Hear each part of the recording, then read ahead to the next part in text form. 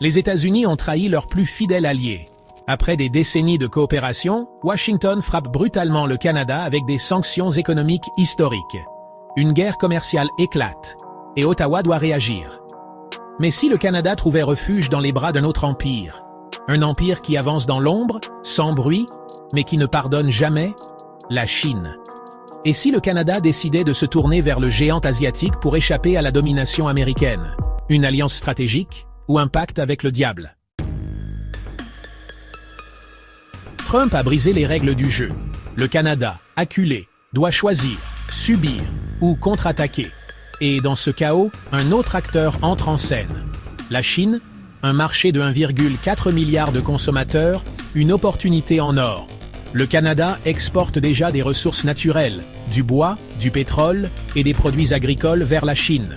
Un accord renforcé pourrait transformer la Chine en le plus grand partenaire commercial du Canada, surpassant même les États-Unis. Une diversification qui libérerait le Canada de l'emprise américaine. En réduisant sa dépendance aux États-Unis, Ottawa pourrait retrouver un levier stratégique dans les négociations mondiales. Pékin, en quête de ressources énergétiques, pourrait investir des milliards dans les infrastructures canadiennes. Sur le papier, cela ressemble à une victoire. Mais ceux qui ont pactisé avec la Chine savent une chose. Rien n'est jamais gratuit. Contrairement aux États-Unis, qui imposent leur pouvoir par la force et la transparence brutale, la Chine, elle, tisse sa toile en silence. Chaque accord signé, chaque dollar investi, cache une dette invisible, une dépendance fatale. La stratégie du piège de la dette, une main tendue, puis un poing serré. Sri Lanka, Zambie, Malaisie, tous ont cru à l'aide chinoise. Des routes, des ports, des investissements, jusqu'au jour où ils n'ont plus pu rembourser. Résultat, la Chine a pris le contrôle des infrastructures stratégiques.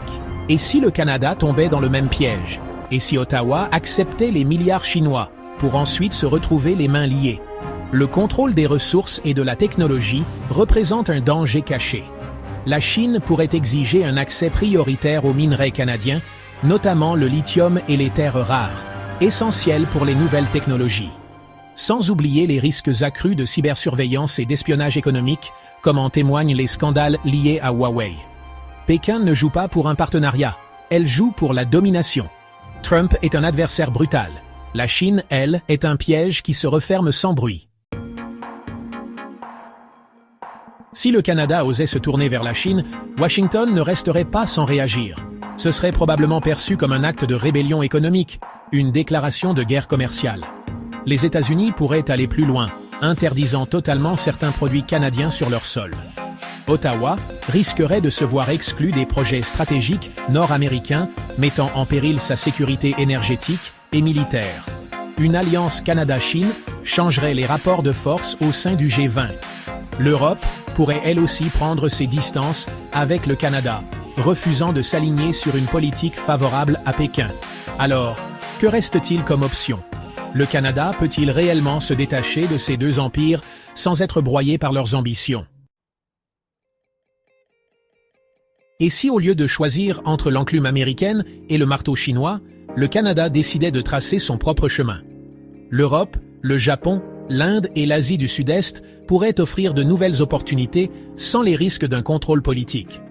Plutôt que d'exporter ses ressources brutes, le Canada pourrait développer ses propres capacités de transformation, ajoutant de la valeur sur place.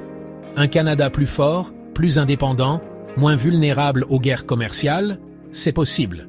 Mais pour cela, il faudra du courage politique et une vision à long terme. Si le Canada se tourne vers la Chine, il obtiendra une aide précieuse. Mais il entrera dans un jeu bien plus dangereux que celui de Trump. Alors, que faire? Pensez-vous que le Canada devrait renforcer ses liens avec la Chine ou éviter ce piège mortel? Dites-nous ce que vous en pensez en commentaire.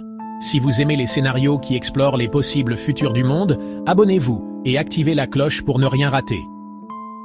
Imagine demain, aujourd'hui.